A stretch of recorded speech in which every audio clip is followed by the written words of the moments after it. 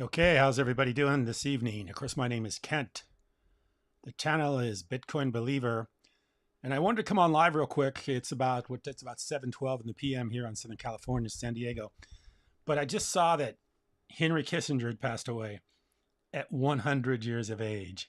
So I had to come on real quick and make a video about this because I'm 63 years old, and Henry Kissinger was a very big part of the news as I was growing up. I remember the 70s very well. And of course, that was his time, the early 70s. And I'm a big admirer of Henry Kissinger. I mean, I know he's probably not the greatest guy in the world. They probably had a kind of a, nefarious underworld, maybe a lot of things that he did, he wasn't very good at. That probably weren't very good. Maybe a pretty nefarious dude. But anyway, as far as myself and my generation is concerned, we owe Henry Kissinger a great debt because he was the one that established, of course, what we know now as the petrodollar. When Nixon took the dollar off the gold standard, removing any backing for the U.S. dollar, Henry Kissinger stepped in, negotiated with the Saudi Arabians. So we would defend them militarily, but they would start to trade U.S. or Saudi oil only in U.S. dollars, which meant that there was created an incredible demand for our currency, raising the standard of living for everybody of my generation. So my generation benefited from Henry Kissinger and his negotiations with the Saudis in order to trade oil only in dollars, called the petrodollar. So that gave us a great standard of living all the way through my high school and teenage years and early 20s. We benefited from that, even though we had massive inflation and it still wasn't like we had a perfect life, but we had a lot better life than most people around the world. So thank you, Henry Kissinger. I am still an admirer of Henry Kissinger. I don't necessarily know all the things that he's done. I'm sure a lot of people think he's a really bad guy. But as far as my feelings are concerned about him, I always thought I liked him. And I played a little clip from him because he had a very distinct voice that kind of was, I'll play it real quick here. Let me see if I can get it on the video. It had a very distinct voice, and you'll never forget it. If you ever hear Henry Kissinger talk, you'd never forget it. So here we go. I'll play just a second of it. Simultaneously. There is no country in the world. There is no country in the world where it is conceivable that a man of my origins could be standing here. See, I mean, not a great orator. Not the greatest speaker in the world. The economy of the United States of America. I remember that voice so clearly as a kid growing up. So yeah, I used to listen to, Henry Kissinger. I didn't know anything about politics back then. I didn't even know anything about money back then. I just was a kid. But all I knew was that this guy had some influence on somebody. And of course, my parents were farmers, and they really benefited when Nixon took the dollar off the gold standard, because that made commodity prices go crazy for about 71, 72, 73. Those are great farming years. My folks are buying new pickups and farms and, everything in the world, like I say. And, they were living high for those few years. And they always loved Nixon. Let me tell you, I don't care what Nixon did. In my family's household, Nixon was the best president to ever happen. That was the feelings from my parents. They loved Richard Nixon. I mean, he was the greatest president that ever lived. So Henry Kissinger passed away, and I was expecting this because he's about 100.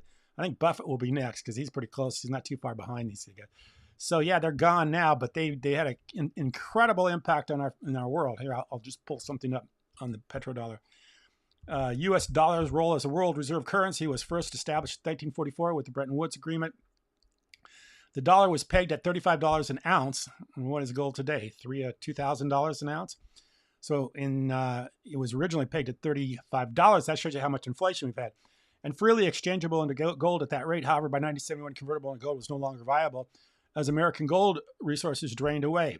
Instead, the dollar became a pure fiat currency, decoupled from any physical store of gold, until the Petrodollar Agreement was concluded by Richard Nixon and Secretary of State Henry Kissinger in 1973.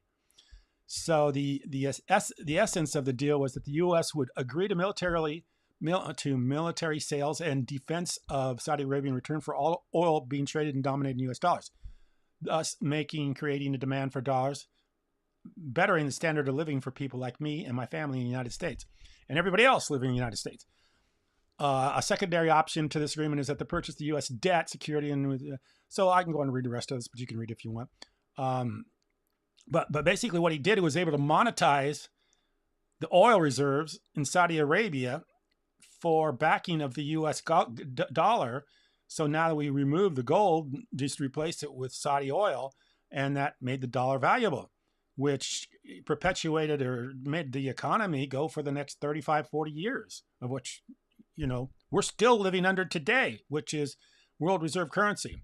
So since 19 countries, as a result of this agreement, the U.S. dollar then became the only medium in which energy exchange could be transacted. This underpinned its reserve currency status, though the need for foreign governments to hold U.S. dollars, recirculate dollars, cost of oil back into the U.S. financial system, and make the dollar effectively convertible into barrels of oil, monetizing the oil with the U.S. dollar.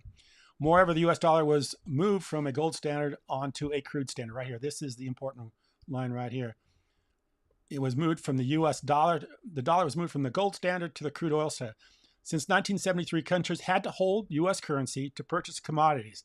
This encouraged the purchase of U.S. security debt, the T-bills, treasury bills, bonds, all those things that's how we raise our money to operate our government. It was through those bonds, those debt instruments that we sell every time we need $1 trillion or $5 trillion or $10 trillion. A strategic system which created a continuous demand for U.S. dollars. The Saudis agreed to price all their oil sales in U.S. dollars only. The Saudis would invest their surplus oil in U.S. So they not only got the money, but they were going to put it back in the U.S. debt. And the U.S. provided arms and securities guaranteed to the Saudi Arabia. So there you go. That's why,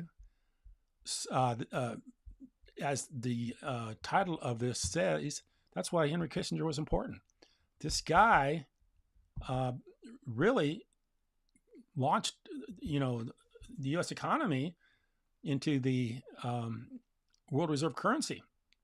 And of course, after World War II, when a lot of the European gold was moved to New York or Fort Knox, wherever you want, because people are afraid with all the, who maybe the Nazis would get all the gold if they continued to take over Europe, Hitler and the Nazi government. So they shipped it to New York. And of course, they kept it in the New York banks until, when they realized that the U.S. government was spending a bunch of money. So then when they wanted it back, Henry Kissinger, the people could not get gold for their dollars, but banks or governments could still get gold for their dollars.